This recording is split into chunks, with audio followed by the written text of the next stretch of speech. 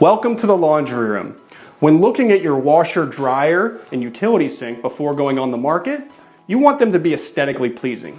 As you can see, the dryer, the washer match in color, white, with shades of gray and silver on the handles. The utility sink, also white with a stainless steel handle. All kind of flows together, looks aesthetically pleasing to anyone that comes in here. And the laundry sink hoses were just replaced, so this area is a-okay. Still in the laundry room, let's talk about getting ahead of the home inspector. You have two major systems here. You have a hot water heater and you have an air conditioning gas furnace. Let's start right here with this hot water heater.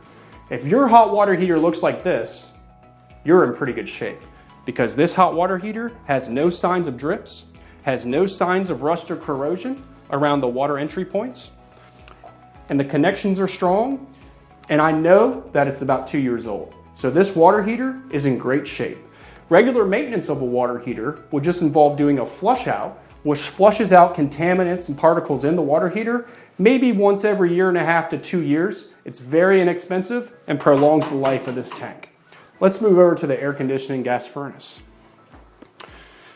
I know that this system is about 2 years old, so it's relatively new in good working order. But things you want to look at to maintain things is to make sure your condensate line is always clear.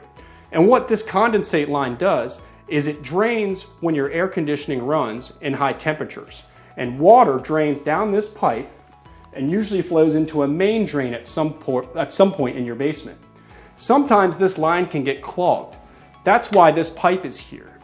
And an inexpensive way to avoid a costly repair ticket is to just occasionally open this up to see if there's any buildup. If there is buildup, simply tilt the pipe and you can add hot water that'll flush things down into that drain, put this back on, and voila, you saved yourself a call to a repairman. Other things to look for are just signs of leaks, signs of rust, any tape that's coming off, you can simply retape. But the main thing you want to make sure you do is change out this filter every 90 to 120 days. This filter is getting to the point where it could be changed probably sometime in the next month or so, but it's still in pretty good condition.